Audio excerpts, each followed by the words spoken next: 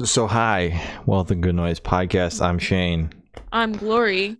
We're back live after 2 weeks of pre-recording it on Saturdays. Finally, yeah. Finally over that scheduling nightmare. Exactly. It might happen again. Might happen down the road, but as of right now, we're all in the clear for the foreseeable future. But yeah, back live. It's super weird because we recorded the podcast, this last podcast on Saturday at like 2:00 in the afternoon. Gloria and I never talk that early, especially on a Saturday. No. And like we don't talk at all on a Saturday. Like maybe we like message in the group chat, but like we don't see each other Saturday. we don't talk on Saturdays. That's our day off. Yeah. And so we're talking on this Saturday at 2:00, and it's weird because like we put the episode out on Monday, but like we totally would have dove into the big rush. Totally would have dove into the Big Time Rush tour had it been live streamed on Monday. So we'll start there. Big Time Rush. They're bringing Dixie on tour. I think that's the funniest part of this whole lineup. It is. I might be the only person that bought Big Time Rush tickets that's fucking stoked to see Dixie. I am so fucking excited. You don't even understand. I'm excited for you, man. I think I might be more excited to see Dixie DeMayo live again than I am to see Big Time Rush live again. Again, yeah, because you've seen both of them twice live. This will be the second time. Both these artists. Yeah, it would be the second time you've seen both of them live. Yeah. Wow. So excited. I'm excited for you, man. And if Dixie is supporting this tour, it either means she's going to have a banging single out by then, or she's going to finally have her album announced by then. Yeah. Hopefully, man. Fingers crossed. Maybe we can get a Dixie DeMayo interview and I can hear the record early. It would just be you there. I'm sorry. I would not be able to. Dixie, yo. My phone number is boop. 732. So yeah, there's that. I got tickets to Philly already. You'll see me there. Very excited to see both bands, artists, whatever. Oh, of course, both bands. Yeah. So there's that. When we recorded the episode, I then went to go see Mom Jeans a couple hours later for the second time in like 48 hours. Love Mom Jeans. I was at Barricade this time. Nice. Show was pretty good. I mean, show was banging. Banging into a lot of people during it. Yeah, that's for sure. Banging. But it was all right. I prefer to enjoy my shows with like a little bit of distance between me and the Barricade. Yeah, all the way at the back. Yeah, like, you know, not just like a couple people, but like half the crowd between me and the Barricade. You're like the pillars. Yeah. You know?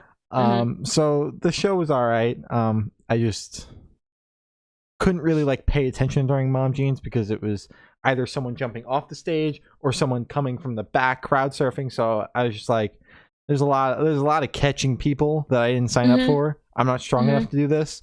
You come over me, we're both going down, man. So exactly. You're taking me down too. We're both fucked, so I don't know what the fuck to tell you there. But yeah, that was my Mom Jeans experience. You went to your first show in 4 years. I did. I went to see Claro finally. It was banging. I didn't catch anybody. I didn't have to push anybody. But they were definitely pushing me because people behind me, bro,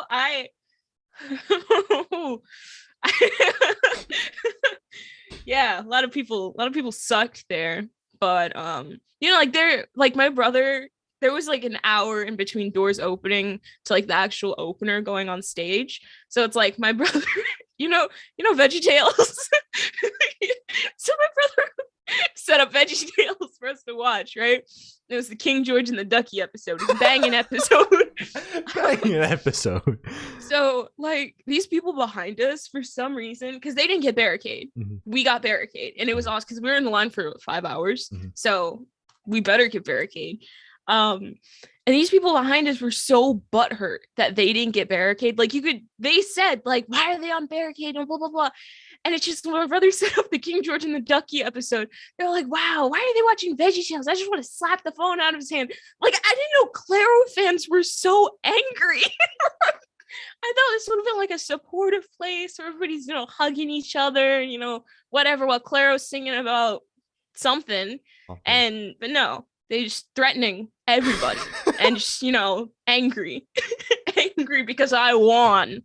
But you had experience. the free time to stand outside for 5 hours and they didn't. Dude, no, we had plans to like walk around the city. And then it's like I saw 5 people in line and I started getting like super anxious. I was like, we got to get in line now. And my brothers were like, it's like 2:30. The show, the thing opens at 7:30. And I was like, we got to get in line now, guys. And they were like, fine, But it was great because I hung out with my brothers. My brothers are pretty cool. So it was a good experience. But now that you're telling me that like at scene shows, you have to like catch people. Well, yeah, I'm kind of scared to get barricade for like my save face show. Yeah, because there's like crowd surfers and shit. So like, I mean, I don't think that not every single barricaded show is as crazy as a Mom Jean show where you're gonna have Corey from Prince Daddy jumping off the stage every couple of songs. That's not gonna happen at your Wonder Years show, but there might be a couple of crowd surfers. So yeah, there's that. I mean, it's like the same like group, right? Like Mom Jean, Skami, Save Face. So I would assume that they have the same like demographic or like overlap. Yeah. But like, so I went to let you talk and you took a sip of water. Well, continue. Yeah. The fucking yes, like they have overlap in fans, but it's also not like a Gami headliner. So like but I've also never been to a Gami show or a show that Gami supported. I was supposed to. That's going to be after your show, so you'll be able to tell me what it's like. Yeah. I'll give you a warning. So I can't even be like, yeah, it was crazy, or no one fucking did anything. So good luck, man. That's all I'm saying. I'll be in the very back of the venue when I see Wonder Years. I understand as far in the back as possible. That's fair. I'm going to try and get barricade for it, but I'm only going to be there for like the openers. And then I'm going to like, no hate to the Wonder Years, but like, I don't know you enough to like stand there for like 2 hours just for your set. You could learn the albums. There's that. In a week? Well, you've only had the tickets since November or whatever. We don't need to talk about that. I listened to both of the albums. They were banging. But it's like... it's not like the set list is a mystery. It's on the fucking tour poster. You've had plenty of time to... You've had plenty of time to do your homework, dude. I just... I couldn't be bothered. Fair enough. They got my money. They got what they needed. Fair enough. That's it. And then today, Rise Against, The Used, and Senses Fail announced a tour. See in Jersey. I've seen The Used twice, both times in amphitheaters. I've yet to see them in a standing room venue. So you already know it doesn't matter how much those tickets are, unless they're very expensive. Also a possibility. I'll be there. If the tickets are $70 after fees, I might have to rethink that decision. I might not be there. I might not be there. I don't have that kind of money. But like we talking like, maybe $50. I'll be there. Like, that's not a problem. I mean, $20 guest list. Just DM Joey. Just be like, hey man. How about $3 and a bag of potato chips and you get me in the door. There you go. And a Good Noise podcast interview. No, I'll just give you a hoodie. That's fine too. There you go. Perfect. So yeah, maybe I'll be there. I haven't seen the prices yet. I don't know if I'm gonna be there yet. No clue. But on that note, we have music to talk about. Bad Omens dropped an album, The Death of Peace of Mind. I thought this record was pretty banging, as the kids would say. Pretty banging. As the kids would say. As the kids would say, us being the kids. Pretty banging. Definitely a departure from like the sound that they've had with these first 2 albums. I mean, the first one was very like, just straightforward metalcore. They got compared to Bring Me the Horizon a lot. And then their second album was still kind of that. There was a bunch of songs on there that were just like straight metalcore bangers. And then there were a couple of songs that kind of dove into this like experimental metal / rock shit that they've got going on with this album. And then this album is like 2 or 3 metalcore bangers and then like 12 fucking weird ass songs. And like, I'm here for it, honestly. I don't even know, like, I guess like if you had to put them in a genre, you'd like if you had to put them in a box, it would be like they're metalcore because there's songs on here that do that. But like at this point, they're just they kind of feel like a wild card, but like a consistent wild card. Like this album rocks. Isn't that redundant? No, I said it. Okay. Consistent wild card. I don't know what that means. Consistent. They're consistent doing whatever the fuck they want to do. I don't know. But this album bangs. The worst part is that they put my favorite song and then my least favorite song next to each other on the record. So Like a Villain absolutely bangs, and then we put this 4-minute track, Bad Decisions, which feels like the world's longest interlude, but it's not an interlude. It just doesn't go anywhere for 4 minutes. So they put those two songs next to each other, which is unfortunate, but the rest of the album is really good. Yeah. I liked it. The album banged. Yeah. I enjoyed it. As I said, I'm pretty sure I've said this before. I don't know like Bad Omens lore. I haven't listened to any of their past stuff. Exactly. I was gonna say you're well versed. But yeah, I really enjoyed it. I was able to listen to the whole thing and actually step back and be like, that was actually really good. But didn't really have any standout tracks for me. I've only listened to it once. I see them with Under Oath and Spirit Box in 20 days. I was gonna be like, are they coming to Virginia? But I already know that answer. Okay. No. Yeah. Under Oath would never step foot in Virginia. Mom Jeans dropped an album. Well, finally dropped their album, Sweet Tooth. Sweet Tooth. Banger. This album was amazing. I am a Mom Jeans stan. I love Mom Jeans. Good album. Yeah, this album was really good actually. Wasn't a big fan of anything that Mom Jeans has put out previously. But this kind of like almost like strayed away from like their like past couple of records, because their previous work was very like twinkly and shit, and this was like it's not bad. Well, not bad necessarily, just not for me.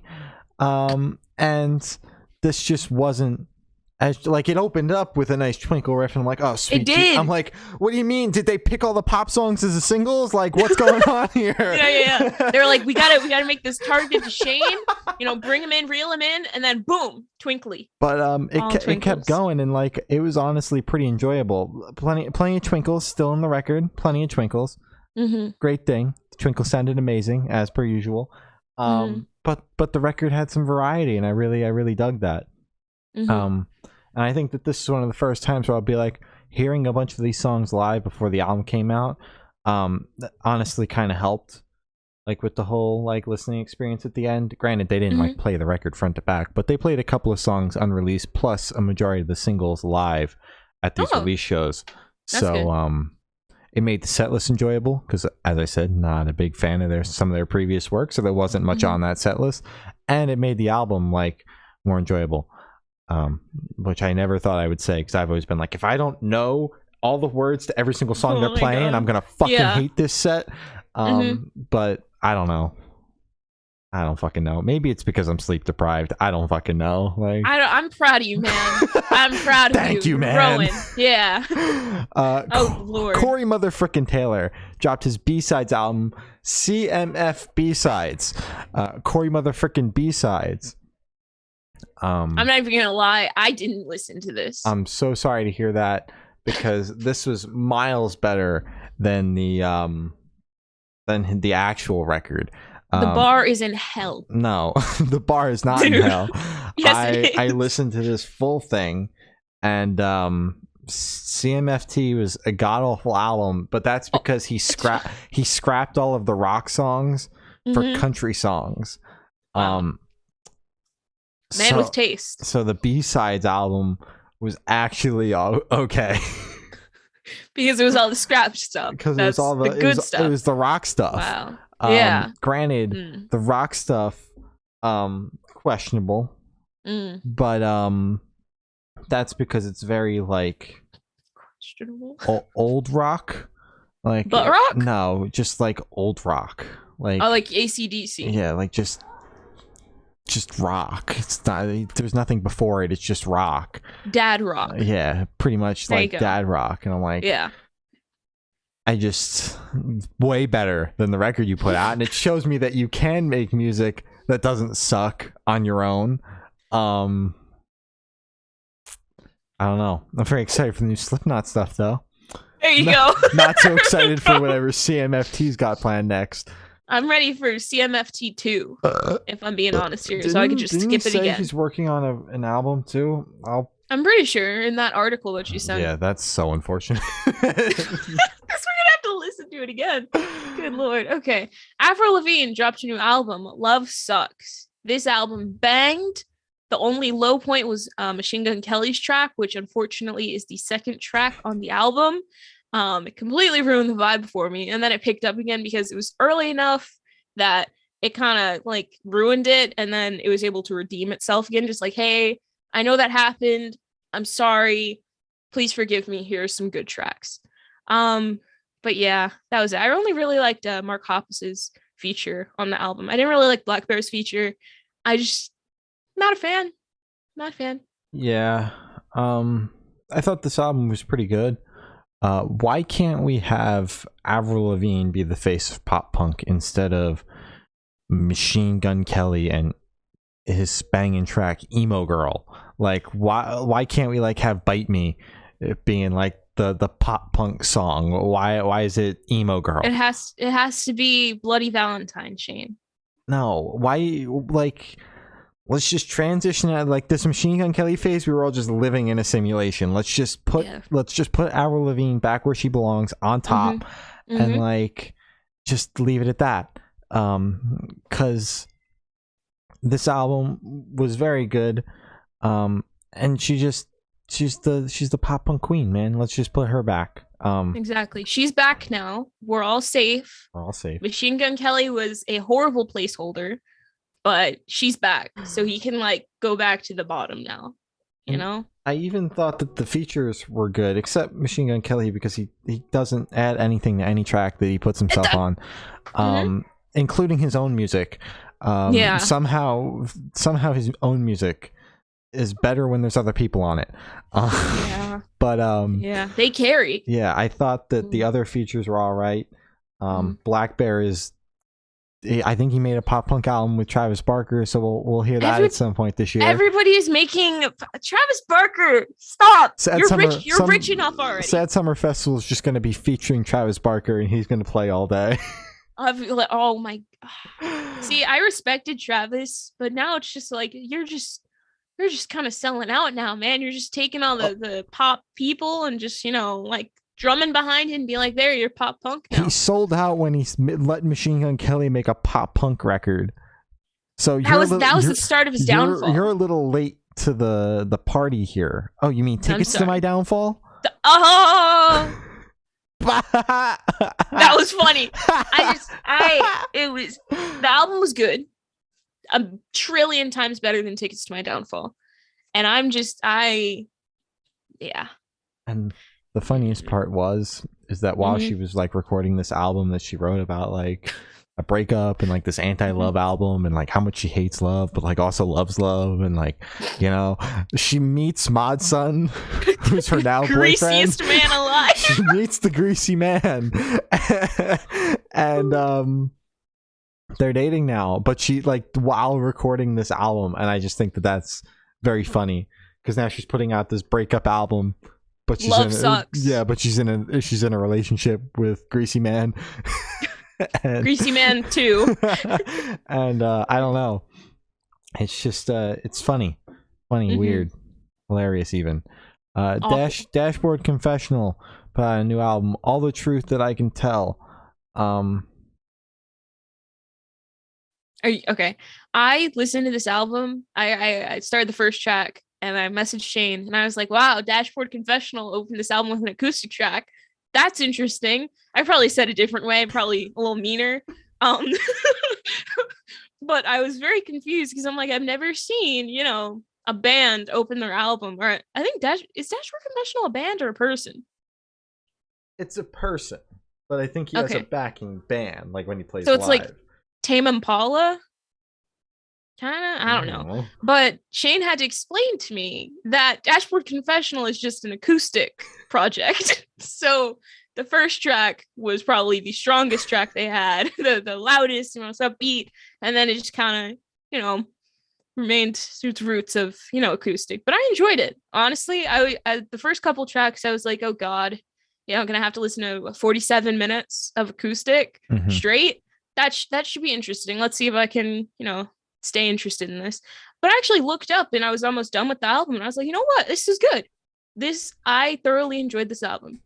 Yeah, it was a pretty good listen, actually. I mean, and I'm not a big acoustic guy at all. Whoa, really? No, wow. You've never said that. But like the track "Here's to Moving On" is an absolute fucking banger. I don't Honestly, care. Yeah. But like a track like "Young," I was laying in bed about to pass out listening to this fucking album, and I'm like, this probably isn't like the ideal listening time to listen to a Dashboard Confessional album because I might fall asleep during this. But Young comes on, and like I'm halfway through, and I just got so fed up with like the repeating lyrics. I think it was Young. There was a track towards the end of the record that had like these repeating lyrics and shit, and it's over this very slow track, and the track feels like it's going absolutely nowhere. And I was just like, fuck this, I'm done. And I fucking skipped the song. But other than that, I thought that the album, fucking done, skipped it. But other than that, I thought that the album was honestly pretty good, and overall a very good listen. So there's that. I completely agree. I'm very happy to hear you enjoyed this album, Shane. That's new. Yeah. It's a first. First time I've ever enjoyed a record. It's crazy. And Engarde. I'm gonna say it's Engarde. Dropped a new album, Debts. I enjoyed this a lot. I liked this album. I also enjoyed this record. It's got riffs, bro. It's got riffs. It definitely has riffs. It's got serious riffs, bro. A Remorse, of course. One, I'd like to say that's a very cool title. Two, I'd like to say that's a banging song. It's a banging song. Banging song. Lots of riffs. A lot of riffs, dude. And the song fucking bangs. But this album honestly was pretty good. Glory texted me. She was like, what the fuck is this, Shane? And no, because he added it today. I was halfway through the playlist and I go to check it again, and it went from like 5 hours and like 8 minutes to like 5 hours and like 48 minutes. And I was like, Shane. She texted me, what the fuck? I didn't get to finish. She cut me off before I even finished what I was saying. She texted me, what the fuck? Because this was my bad. I forgot that we had signed up to review this record until this morning when I checked our calendar, and I was like, oh fuck, we have that to do. Thank God Glory hasn't finished the playlist yet, because she'll beat me if she hasn't, or if she had and then had to go back and listen to more. So she texted me, she's like, Shane, what the fuck is this? I'm like, sorry. I'm sorry. I'll stop agreeing to things and then forgetting. Oh my God. So, but I'm glad that I remembered to put it on there because the album is very good. And I'm sorry for forgetting. And I'm sorry for scaring you this morning. Because I was like, what happened? It's like 9:30 in the morning. Glory's like, what the fuck? What is this? No, but I'm happy you remembered. Yes. Because it was good. Yes. It was genuinely a very good album. It was. The next one's you. Seymour Glass dropped a new album, Roaring Paper Spring. We spoke, Neil, about the record. Banging interview. Go watch it. And it was a very fun interview. We spoke about Fall Out Boy and why the Sheep album is my least favorite Fall Out Boy album, which is no longer true. We spoke about Limp Bizkit and Papa Roach, and because that's when I was becoming a Papa Roach fan despite Glory. And then earlier, right before he went live, I was telling Glory about how I might not go see Papa Roach live because the tickets are $77 after fees. So you see, that's character development right there. Yeah, I started out as something to spite Glory. Now it's genuine. Now you're actually a fan. With that being said, this album was very good. We already had a a connection established with Neil when he sent this album over, and we had already spoken to him once. But this album is so good that even if it came across the inbox no connection prior, this would have been instant, let's set this up, let's chat about it when it's out, all that shit, because this album is so fucking good and needs more ears on it, honestly. Absolute bangers front to back. 100%. Seymour Glass is amazing, and as you said, definitely needs more eyes on it. I don't know, it's great. And also feels so cool I always love talking to him. He's awesome. But yeah, if it just kind of popped up in our inbox, he was like, "Hey, can I come on the podcast? Here's the album." Like, yeah, the album's good. Because you're doing something good. But yeah, good job. Hell yeah. Clap. Yay. Did you clap? I can't hear. I was clapping like this. There we go. There you go. I wasn't really clapping. That's my bad. It's okay. I forgive you. Troye Sivan and Gordy dropped new single "Wait." It's kind of banged. It did kind of bang. Mm-hmm. It was definitely a little bit softer, but it was pretty banging. Pretty banging. Scary Kids Scaring Kids and Little Lotus dropped a new single, Knock It All Down. This one was interesting because Scary Kids Scaring Kids hasn't put anything out in like fucking almost 15 years at this point. What was it, like 2007? That's not the point. But when I was obviously very excited for this song, and it came out, and I was like, I listened to it, and I was like, this is not a Scary Kids Scaring Kids song in the slightest. I'm like, what the fuck did I just like put my ears on? And then like I listened to it again, and I was like, wait a minute, you're kind of good. Listen to it again, kind of good. Listen to it a couple more times. It was stuck in my head at work today. I would have to say this song's pretty fucking banging. It's pretty banging, yeah. And they're dropping an album in September, or not September, June. Jesus Christ! Whoa, I was about to say, wow, they announced it already. Yeah, wow. They're dropping an album, and it's got quite the features list. If you could talk about how you feel about the song while I pull up that features list. Oh, that would be, I have so much to say fantastic. about this song. I thought this song was good. GOOD. I thought it was a good song. I really have nothing else to say. Because I only listened to it like twice. I'm here. Okay. Okay, cool. So the features list is Spencer from Ice Nine Kills, Noah from Bad Omens, Veins, our bestie. Matt McDonald, I'm not entirely sure what project he's from. I'm so sorry. Little Lotus, which is this song. Cove Reaper from Dead American. Spencer. Our bestie again. Our bestie again. Spencer from Under Oath, our bestie. Donovan from Hail the Sun. Jesse from, I believe, Era. Mod Sun. Thank God. Greasy Man. Tyler Posey and Femme, which is an interesting collaboration. But Tyler Posey and Femme are dating, so it kind of makes sense. And Michael Swank. I think SWANK. I don't think. Oh no, I wasn't correct. Yeah. I just thought swank was a cool word. I just wanted to make sure I wasn't fucking that up. So. Oh no, that sounds about right. Yeah. Unless it's like swank. Well, that would really suck. I hope it's not swank now. That would really suck. Yeah, but Silverstein dropped a new single, not album yet. They announced that, right? Yes, they did. Yeah, there you go. Ultraviolet, the single. And they announced a new album, Misery Made Me, on May 6th. It's coming out then, I think, or maybe it's the 13th. I don't fucking know. It's somewhere over there. It's somewhere in there. The 6th is Stan Atlantic. I think the 13th might be Silverstein. That's not important though. What is important is the song that they put out. It's very good.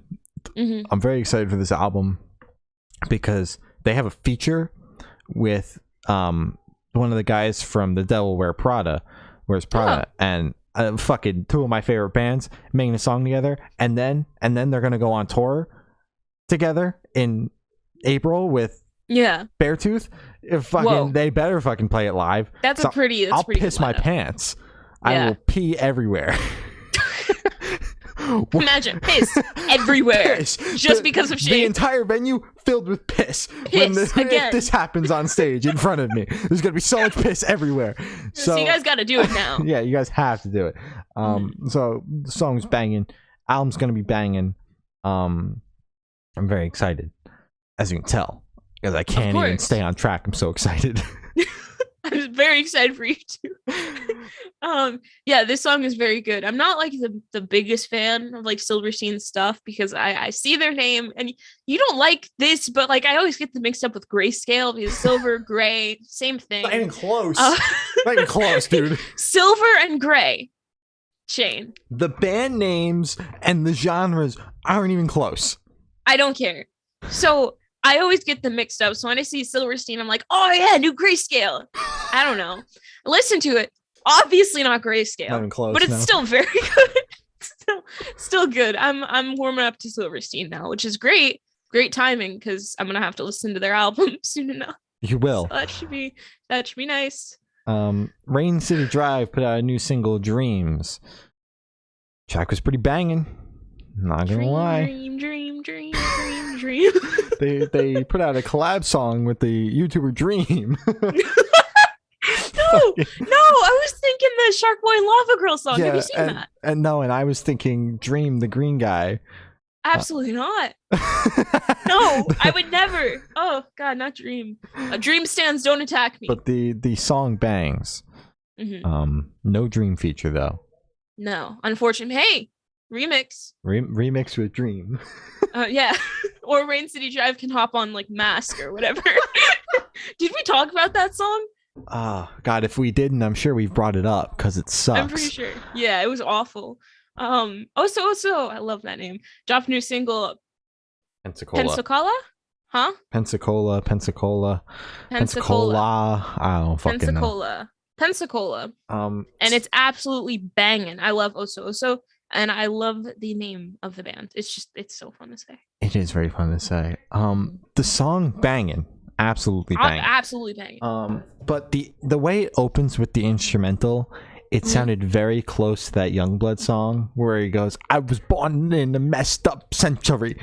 I thought. I was born. Is that medication? I don't fucking know what it is. I was born in a. It's parents. It's parents. That sounds about right.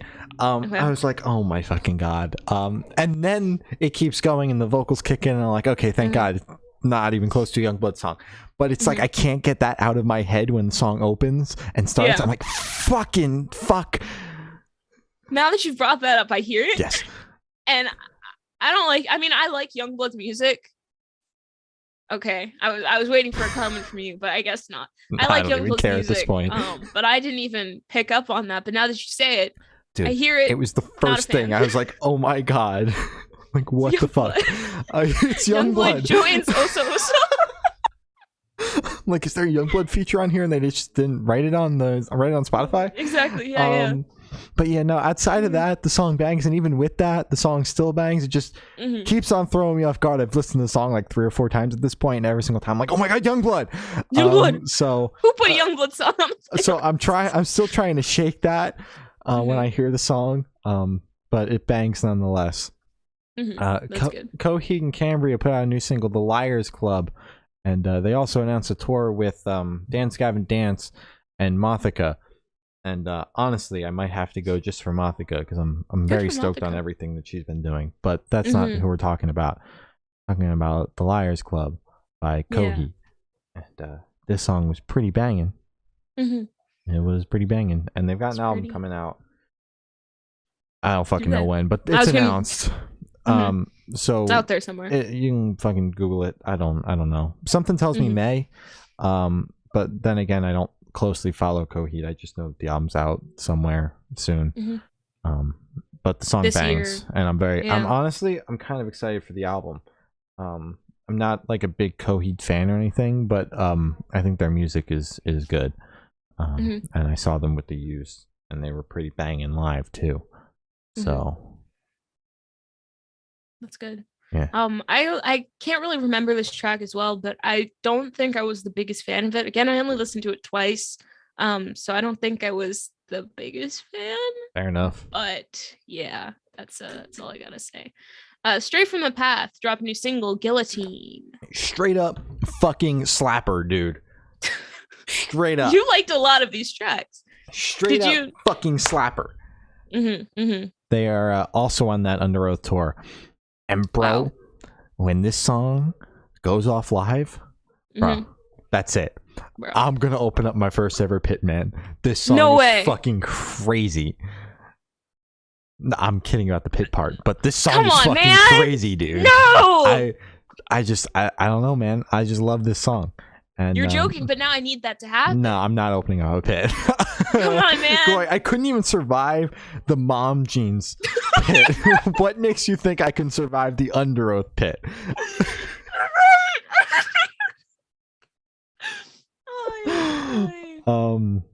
But yes, very excited for everything that's coming out of the Straight Up Path camp, probably over these next couple of months. And this song's banging. I'm stoked to see them live. Boppity boopity bippity skippity bop. Scoobity bop. Yeah, this banged. Yeah.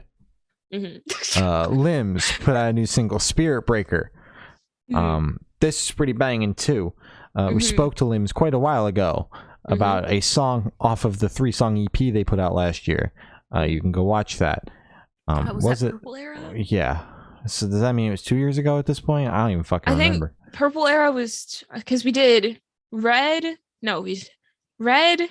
purple, orange. I skipped blue. It was a year ago. So yeah, 2020. Tread lightly, but it's out there. No, just it's there. Don't watch it. Tread lightly if you're gonna go watch it, but it's out there and you should go watch it. Just tread lightly. But this song bangs. I love when bands do the whole like clean chorus, scream vocals on the verses. It was pretty banging. Song was banging. How many times can I say banging? Let's put up a banging counter. 1, 2, 3, 4, 7,000 times this kid said banging in this one episode. Yeah, crazy, man. It's banging. How banging it is. It's banging so much, man. Yeah, I really enjoyed this track. This was really good. I feel like you're just saying everything I want to say before I get a chance, but it's okay, man. Why do you think I speak first? Why do you think I always jump in first? Okay. Dang it, I don't get I'm switching them because I want to talk about this one. Static Dress dropped a new single, Such.A.Shame. This song banged. I like Static Dress a lot. I feel like this was a lot softer than their normal stuff. But I really enjoyed this tone. Are they dropping an album? I don't know what they're doing. They just kind of put shit out. Like they just put out like that album that goes with like the comic book and shit. So like they're just constantly pumping stuff out. I mean, I wouldn't. They're just having fun with it. But like, you know, man, it's banging. So what can I say? Yeah, I am a Static Dress fan now after that album because that album was a trip. Like honestly, it was good. I wish I had the comic book to read along while it's singing at me, but you know,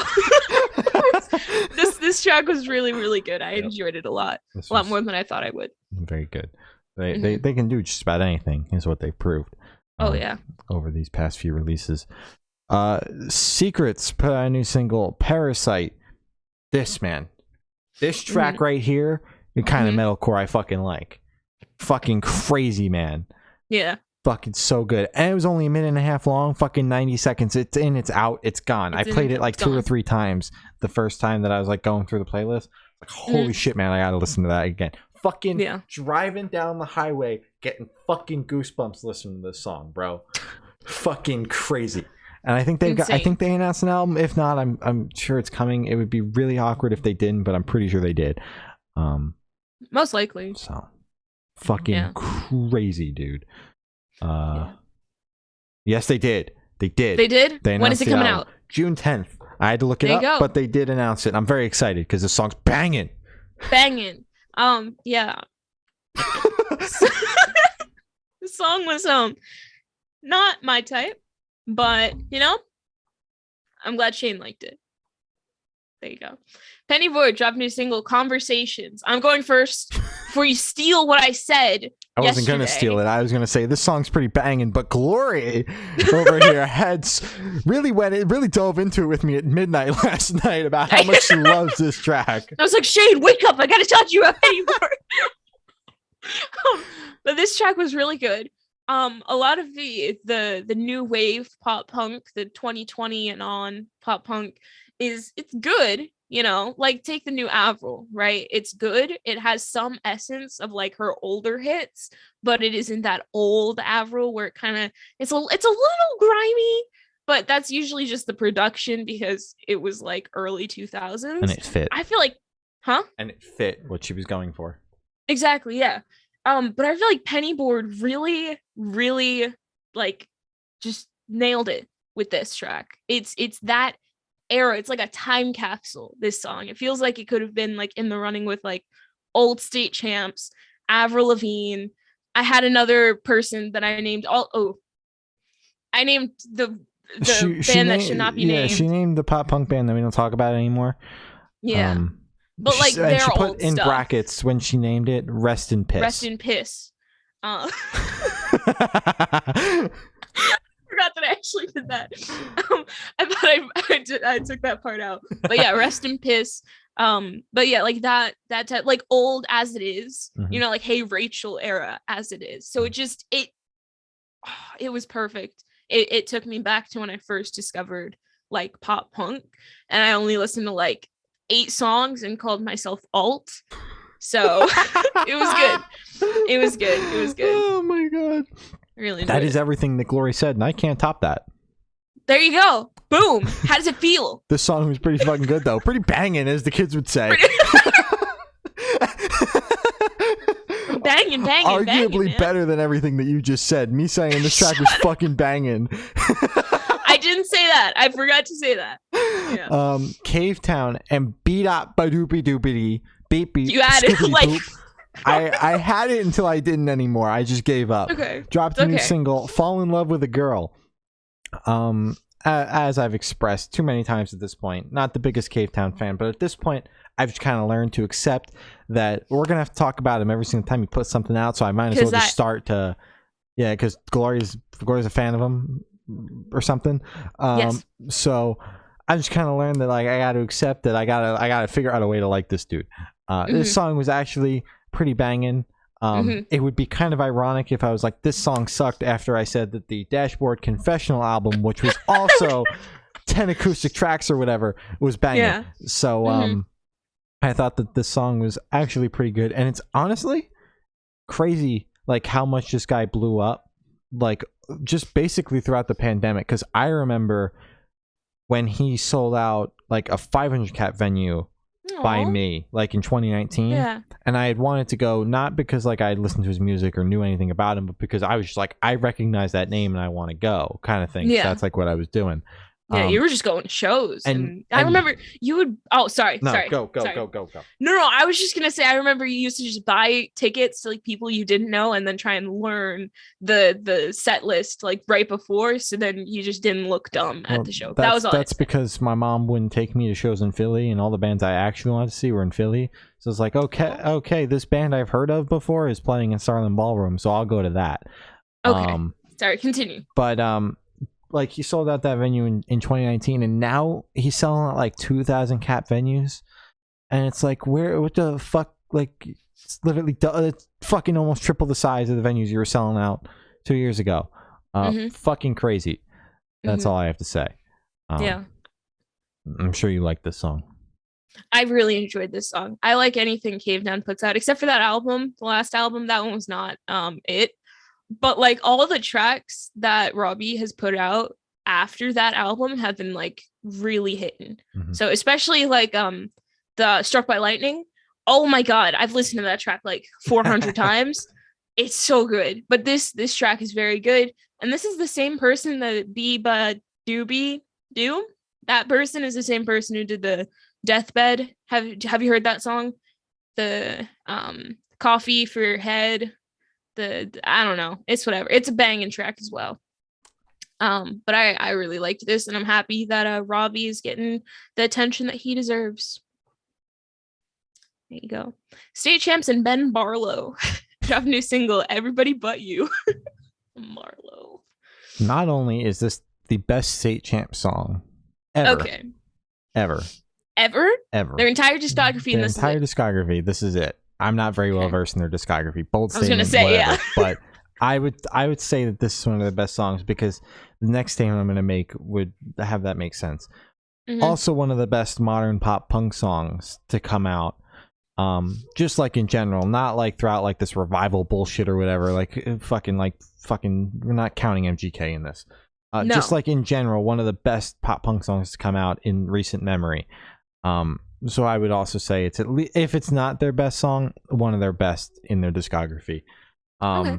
And they've been making some statements in interviews like we want to go from like, you know, being like a band and scene to like, it might be like fucking up the words a little bit, but like they want to become like memorable like some of the other like massive pop punk artists like an Avril Lavigne or something like that. So that's kind of the step that they're trying to take with this album and fucking with this single. Yeah. It's kind of weird that they're trying for that now. I mean, they've been around since forever, it feels like, right? Yeah, but they've got so many albums under their belt and they've done like so many big shows and like they've sold so many albums. It's like, okay, yeah, like, you know, they've put out like what, 5 albums at this point? Like, holy shit. But yeah, this fucking track is banging. I don't know, it feels like they should already be at that point. If they aren't at that point already, that's kind of weird because they've always been kind of like a staple pop punk band. Well, they are like a staple pop punk band, but like at least what I kind of get from the statement is like going from being like a staple pop punk band to be like more like legendary. Mainstream, like a legendary band, like and I would already say they were on that track beforehand, like being a legendary pop punk band within our scene. For sure, yeah. Just like, I guess just that legendary status is kind of what they're chasing after, and yeah, go for it. But this track's banging. I'm honestly very excited for the album. I didn't know if I would ever say that about a State Champs record. Not like my favorite band ever, but I've always enjoyed seeing them live. But goddamn, this song, man, fucking crazy. Like this, like a band like State Champs should like be in the place of like a Machine Gun Kelly, because this is like miles better than fucking Emo Girl or Love Race. That Bloody Valentine. Yeah, Love Race, Love Race was awful. So like why isn't this like the song that's like, granted they did the funny TikTok trend with the song and like that's hilarious. But like why isn't this the one that everyone's making funny TikToks to? Why is it fucking Emo Girl? Well, because Emo Girl is objectively awful. So I feel like everybody's like, I gotta make fun of this, but they're accidentally like blowing the song up, and the people who probably like the song are finding it and are listening to it. So they're Emo Girl's only last time I checked, which I think was last night, Emo Girl is only sitting at a measly 16 million streams. Oh, only on Spotify. Wow. So we have to stop that. We do. God, it's awful. Okay. Zari Alexandria had a new song, Take Me Back to 17. I would just like to say that if at 17 years old all you were doing was homework and then writing music, I am so envious of you. Because that's not what I was doing at 17. You were doing this at 17. I was very busy at 17. I'm very envious of you. But the song was banging. Banging. This is what I'm doing at 17. So, but hey, man, song was banging. As soon as the track started, the keyboard, it's like a form of keyboard, turned on. And for a second, I was like, who is this? And then I was like, oh, it's Zari. It's our bestie. So it's like, exactly. So the fact that Zari already has like an instrument that like she owns and like you hear it and you're like, oh, that's Zari. It's great. That's awesome. Track banged. Good job, Zari. So true. Oh, this is me. Sweetie and Her dropped new single, Closer. Banger. I'm seeing her live. June. Something tells me it's the 11th of June. No, 7th. 7th? No? I don't know. I just bought the tickets. It's one of those summer month. May? No. I don't know. June. It's June. It's June 7th. There you go. Sorry. I just bought the tickets like 2 days ago. But I'm very excited to see her. But this song I really enjoyed it. Really, really liked it. Yeah, this song is pretty good. I'm not like the biggest Sweetie fan. I saw her alongside Big Time Rush and Dixie and Yada Yada Doody Doo in December at iHeart Radio's Jingle Ball, and like I was just like, this really ain't for me. And like I listened to like her set list 2 or 3 times and I was like, this just ain't for me. But this was actually pretty good. And I think it kind of has to do with like the beat that she was singing over. that might have been part of it. I don't fucking know. Or maybe it's just the collaboration that really made the song hit. I don't know, but this one connected. So that's cool. I'm also not the biggest fan of Sweetie's music, so I only added it because of her, because I really enjoy hers music. But I definitely agree. It might have been the beat. I think it might have also been maybe her had kind of like her hand in this project as well. Just kind of like, okay, let's kind of maybe do this instead of this. You know, she kind of mixed it up a little bit, so it wasn't like a full Sweetie song. It was a Sweetie and her. It wasn't like she just kind of threw her on it. When it's a full-blown Sweetie song, it's a 50-50 chance that you're gonna want to turn it off after about 30 seconds. Yeah. A little annoying. I'm just not the biggest fan. Love her though. Keep doing great. Yeah, doing great. Love her and all, but the songs, man, not my favorite. Big Time Rush put out a new single, Not Giving You Up. Oh my god, fucking bang. This is great. I said it like 2 days ago. Big Time Rush, I love you guys, but you guys are grown men. I need you to write like a weekend song where it's like you're just going off and you're like saying things that like you shouldn't be saying. They have a line. They have a line in here about doing cardio in the morning with mimosas or whatever. That's very adult. That's very adult. But I need them to be like direct. We about have sex. You know, exactly. I need them to just say that, because then I'd be like, oh my god, you know, Big Time Rush isn't trying to be like, you know, still shooting for like a kid audience. You know, like read the Weeknd's lyrics. I just need them to copy and paste that and just throw it into a song. And I need to hear like Kendall singing about like something in a club, and I need James to be singing about some woman he met, and then we'll be good. That's it, you know.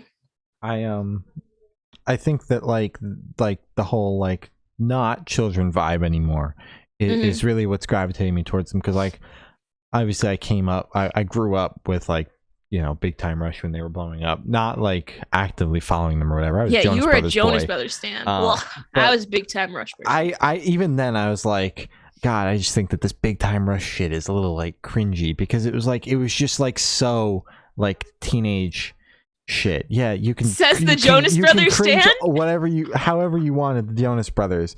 But like it was just like I still can't go and like listen to their older shit. Like I had to prep for the show, and I was like, dude, like the new songs banging. I let Becca see it. Dude, yeah, banger. Both tracks that they put out, and I'm sure that this record that they're gonna put out is all bangers. But I just can't get past like how like safe they played it back in the day.